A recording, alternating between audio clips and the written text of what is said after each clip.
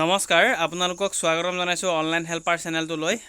আপোনালোকৰ ইমান দিনে অপেক্ষা কৰি আছিল যে এডিআৰই 2 কেতিয়া আহিব লগতে অসম পুলিচৰ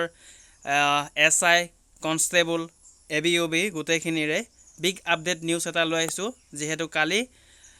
আমাৰ মামাই যেহেতু আপোনালোকক এই সাৰপ্ৰাইজটো দিলে যে এটা সুখবৰটো সকলোৱে গম পালে কিন্তু এটা বেয়া খবৰ আহিছে তো এডিআৰই 2.0 বাবে এটা বেয়া খবৰ আহিছে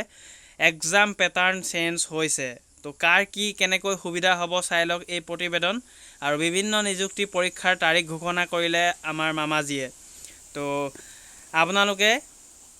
মামাজীৰ ভাষ্যৰে নিজেই শুনি লওক কেতিয়াৰ পৰা আপোনালোকে এক্সাম অনুষ্ঠিত কৰা হ'ব লগতে কেতিয়াৰ পৰা আপোনালোকৰ ৰানিং আৰম্ভ হ'ব সকলোবোৰ ডিটেইলছত কোৱা হৈছে এটি ভাষ্যৰে আপোনালোকক দেখুৱাবলৈ আগবাঢ়িছো তো এই ধৰণৰ আপডেটখিনি পাই থাকিবলৈ চেনেল সাবস্ক্ৰাইব কৰিবলৈ নাপাহৰিব প্ৰতিটো খবৰ আপোনালোকে প্ৰতিটো সময়তে পাব আৰু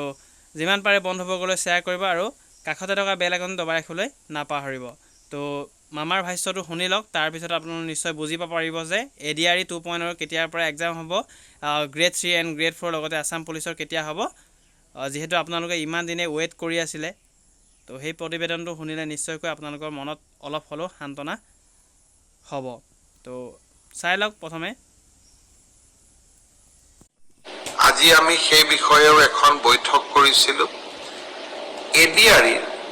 আসাম ডাইৰেক্ট ৰিক্ৰুটমেন্ট এক্সামিনেশন যাক আমি চমুকৈ এডিআৰই বুলি কওঁ এডিআৰইৰ গ্ৰেড 3 পোষ্টসমূহৰ পৰীক্ষা 15, 22 আৰু 29 সেপ্টেম্বৰত অনুষ্ঠিত হ'ব মই আকৌ এবাৰ কৈছো যে গ্ৰেড 3 পোষ্টসমূহৰ বাবে ইন্টাৰভিউ 15, 22 আৰু 29 সেপ্টেম্বৰত অনুষ্ঠিত হ'ব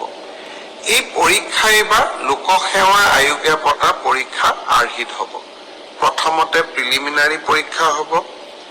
তাৰ পিছত মেইনছ হ'ব আৰু মেইনছৰ পিছত আমি ভাইভা প্ৰক্ৰিয়াৰ মাজেৰে আমি সমগ্ৰ ইন্টাৰভিউ প্ৰক্ৰিয়াটো সমাপ্ত কৰিম প্ৰিলিমছ এক্সাম তৃতীয় শ্ৰেণীৰ পদসমূহৰ বাবে 15, 22 আৰু 29 সেপ্টেম্বৰত অনুষ্ঠিত হ'ব আজি আমি জুলাই মাহত আছো মই আশা কৰিম যে আমাৰ শিক্ষাৰ্থীসকলে চাকৰি প্ৰাৰ্থীসকলে যাতে পঢ়া শুনা আৰম্ভ কৰে ঠিক সেই ধৰণে চতুৰ্থ শ্ৰেণীৰ বাবেও আমি একেটাই ব্যৱস্থা হাতত ল'ম প্ৰথমতে প্ৰিলিমছ তাৰ পিছত মেইনছ আৰু তাৰ পিছত ভাইভা ভচি গ্ৰেড 4 বা চতুৰ্থ শ্ৰেণীৰ পদৰো প্ৰিলিমছ 20 আৰু 27 অক্টোবৰত অনুষ্ঠিত হ'ব আমাৰ গ্ৰেড 3 ত প্ৰায় 7500 পোষ্ট আছে আৰু গ্ৰেড 4 ত প্ৰায় 4500 বা আৰু অলপ 100-200 বেছি ইমানখিনি